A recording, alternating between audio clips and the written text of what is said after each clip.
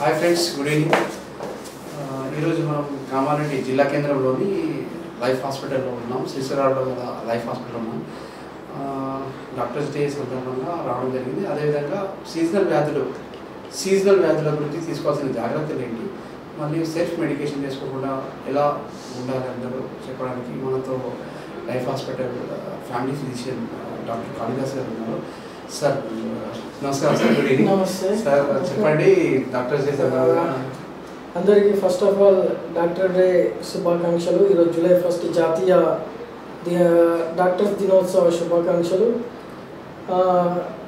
ఇప్పుడు మనం మాట్లాడుకున్నట్లయితే ఏది సీజనల్ డిసీజ్ కానీ లేకపోతే ఎటువంటి ప్రికాషన్స్ తీసుకోవాలి, ఎట్లా నడుచుకోవాలి, ఎట్లా ఉండాలి, ఈ రోగాల బారి నుంచి ఎట్లా కాపాడుకోవాలి అనేది మనం ముఖ్యంగా చూసుకోవాల్సిన జాగ్రత్తలు.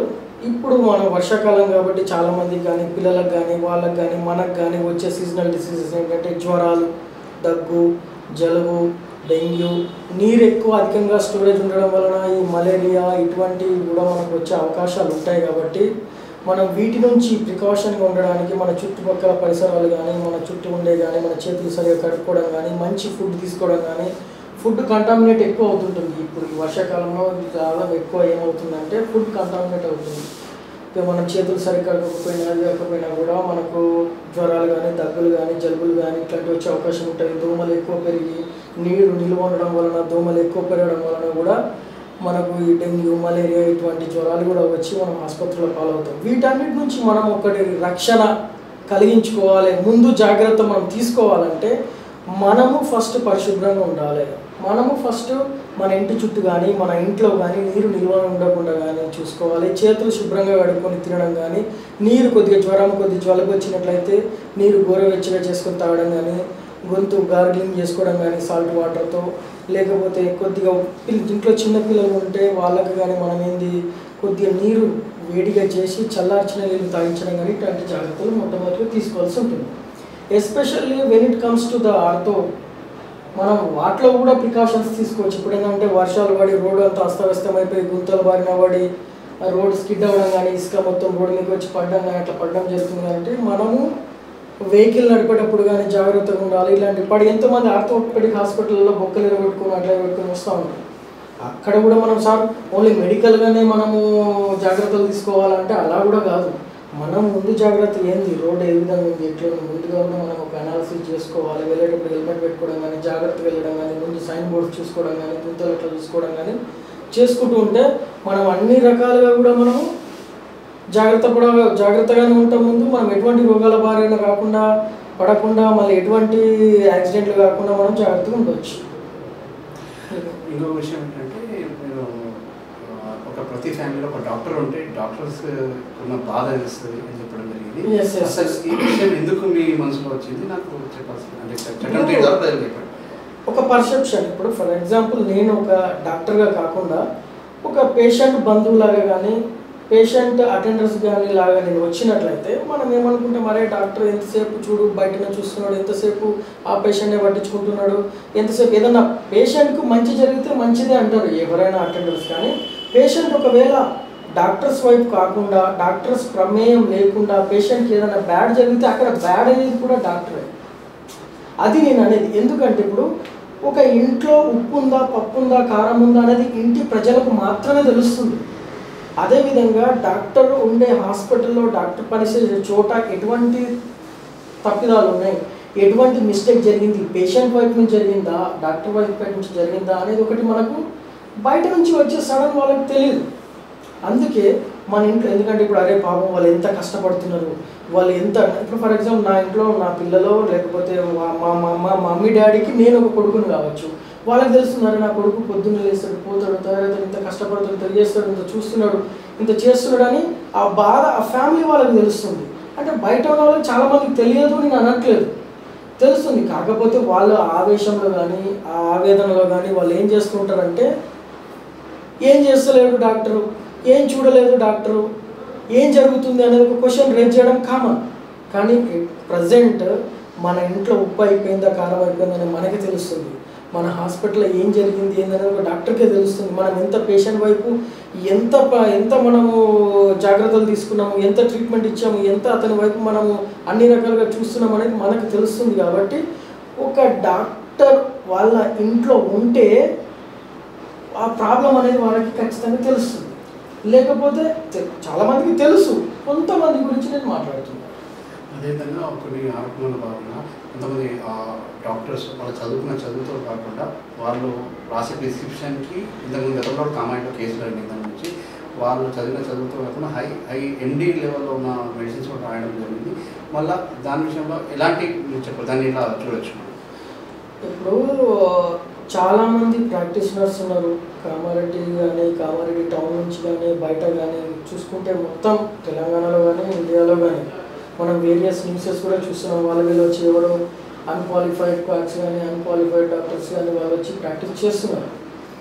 గవర్నమెంట్ మనకు ఒకటి ఏం చెప్పింది, ప్రథమ చికిత్సా కేంద్రాలు పెట్టుకోమని చెప్పింది. ఎవరికి అన్క్వాలిఫైడ్ వాళ్ళకి, వాళ్ళు దెబ్బ తగిలితే కానీ, ఇప్పుడు దెబ్బ తగిలితే ఫస్ట్ ఎయిడ్ చేయడం కానీ, లేకపోతే సన్ స్ట్రోక్ వచ్చినప్పుడు రీహైడ్రేట్ చేయడం కానీ, లేకపోతే బట్టలన్నీ తడిపి నీళ్ళు అన్ని మీద పోసి వాళ్ళకి ఒక హైడ్రేట్ చేసి అక్కడి నుంచి సత్వరంగా నియర్ బై హాస్పిటల్ షిఫ్ట్ చేయడం కానీ అట్లాంటివి చేస్తే బాగుంటుంది. అయితే అన్క్వాలిఫైడ్ వాళ్ళు ఇప్పుడు పెయిన్ కిల్లర్స్ అనగానే చాలామంది ఇచ్చే ఏంటంటే స్టిరాయిడ్స్ కానీ, పెయిన్ కిల్లర్తో పాటు స్టిరాయిడ్స్ అప్లై చేస్తున్నారు. వాళ్ళకి స్టిరాయిడ్స్ వల్ల వచ్చే డ్రాబ్యాక్స్ కానీ, అడ్వర్స్ ఎఫెక్ట్స్ కానీ, సైడ్ ఎఫెక్ట్స్ కానీ వాళ్ళకి తెలియదు. ఒకడు ఏం చేస్తాడు, పోతాడు, ఆయన దగ్గరికి పోతాడు. ఎవరో చాలామంది అయితే చేయట్లేదు, కొంతమంది వాళ్ళ ప్రయోజనాల కోసం చేసుకుంటారు. కానీ చాలామంది అయితే వాళ్ళు గవర్నమెంట్ ఇచ్చిన రూల్స్ అండ్ రెగ్యులేషన్కు కట్టుబడి వాళ్ళు ఏ విధంగా చేయాలో చాలామంది ఉన్నారు. కానీ కొంతమందే ఈ రూల్స్ని అతిక్రమిస్తున్నారు. అట్లాంటి చేయడం వలన వాళ్ళు స్వలాభపడతారేమో కానీ పేషెంట్ మాత్రం చాలా విధంగా నాశనం. ఇంకొక విషయం ఏంటంటే ఇంత గతంలో హాస్పిటల్స్లో ఓన్లీ హాస్పిటల్ డాక్టరే ఉండేవాడు. ఇప్పుడు ప్రజెంట్ ప్రైవేట్ అంటే కామారెడ్డిలో చెప్పచ్చు, వేరే జిల్లాలో చెప్పచ్చు, ప్రైవేట్ వ్యక్తుల చేతుల్లో హాస్పిటల్స్ వచ్చాయి. దాన్ని మీరు ఏమైనా చూడవచ్చు.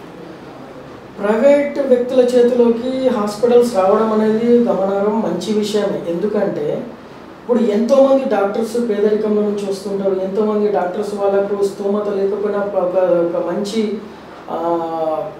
ఒక సర్వీస్ ఇద్దాము, ప్రజలకు మంచి చేద్దామని వస్తుంటారు. అటువంటి వాళ్ళని చాలామంది ప్రైవేట్ వ్యక్తులు కానీ వాళ్ళు కానీ హాస్పిటల్ పెట్టి వాళ్ళకు ఫెసిలిటేషన్ చేయించి వాళ్ళని ఒక రస చూపించి వాళ్ళని మంచి చేయడం అనేది ఒక మంచి ఒక సైన్ అది. కానీ కొంతమంది ఇప్పుడు మనం ఎక్కడైనా సరే ఎవరింట్లో అయినా సరే ఒకటి మంచోడు ఉంటాడు, ఒకటి చెడ్డోడు ఉంటాడు. కొంతమంది వాళ్ళ స్వప్రయోజనాల కోసం వాళ్ళ హాస్పిటల్ రన్ ఎక్కువ కావాలని అలా చేయడం మాత్రమే కరెక్ట్ కాదు. ఎందుకంటే డాక్టర్కి అనేది కావాల్సింది ఫ్రీడమ్. ఆయన ఏ వైద్యం చేయగలడు, ఎంత వైద్యం చేయగలడు, ఎలా చేయగలడు అని ఒకటి లిమిటేషన్స్ ఉంటాయి. ఇంతకన్నా ఎక్కువ చేయగలిగినప్పుడు ఆయన చేయలేడు. సో అటువంటిది ప్రైవేట్ వ్యక్తులు వెనక ఉండి చేయండి చేయండి చేయండి అని మెప్పించడము, చేయండి అని ఫోర్స్ చేయడం కూడా కరెక్ట్ కాదు. అలా చాలా హాస్పిటల్లో చాలా దగ్గర చాలామంది డాక్టర్స్ వెళ్ళిపోయారు. ఎందుకంటే మాతోటి కాదు, మనకి ఎప్పుడైనా ఒక వ్యక్తిని మనం ఇంతవరకు ట్రీట్మెంట్ చేయగలమన్నప్పుడు అంతవరకు ట్రీట్మెంట్ చేసి అక్కడి నుంచి పెద్ద ఆసుపత్రికి కానీ దానికి సంబంధించిన రెఫరెన్స్ ఇచ్చేసి పంపించేయాలి. ఈ ప్రైవేట్ వ్యక్తుల వలన చాలామంది ఒక 90% ప్రైవేట్ వ్యక్తులు మంచి డాక్టర్స్కి మంచి ఒక జోన్ కలిగించి వాళ్ళను సర్వీస్ చేయడానికి ఉపయోగపడుతున్నారు. కానీ కొంతమంది విషయంలో మీరు అన్నట్టు జరుగుతుంది. అదేవిధంగా ల్యాబ్ సెంటర్స్ కావచ్చు, రక్త పరీక్షల కేంద్రాలు కావచ్చు, బ్లడ్ బ్యాంక్స్ కావచ్చు, స్కానింగ్ సెంటర్స్ కావచ్చు, డాక్టర్స్ రసీదు రాసిన తర్వాత కంపల్సరీగా ఎక్కువ మోతాదులో వాళ్ళు డబ్బులు వసూలు చేస్తున్నారని కూడా ఆరోపణ. దానిపై మీరు ఏం ఖండిస్తున్నారు? ఇప్పుడు ల్యాబ్స్ కానీ, ఎక్స్రే సెంటర్లు కానీ, బ్లడ్ బ్యాంకులలో అయితే ఇట్లాంటివి జరిగే అవకాశం అయితే లేదు. ఎందుకంటే బ్లడ్ బ్యాంక్స్ మనకి చాలా ఆరోగ్యాన్ని, మనకి చాలా ఒక ప్రాణాన్ని నిలిపించే పని చేస్తున్నాయి. కాబట్టి బ్లడ్ బ్యాంక్స్లో జరగకపోవచ్చు.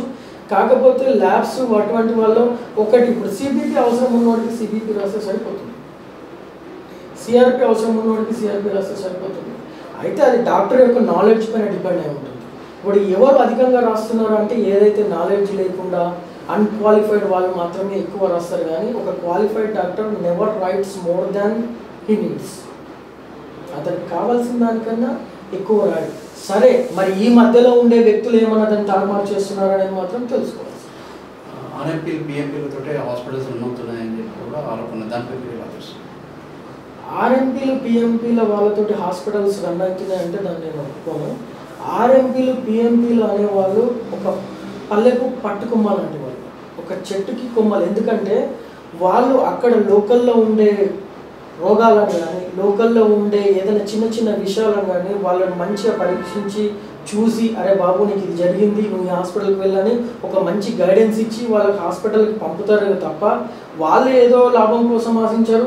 కొన్ని హాస్పిటల్స్ అట్లా రన్ అవుతుండొచ్చేమో, కానీ ఏ యొక్క ఆర్ఎంపీ కూడా ఇట్లా చేస్తున్నాడు అని అయితే నేను అనుకోవట్లేదు.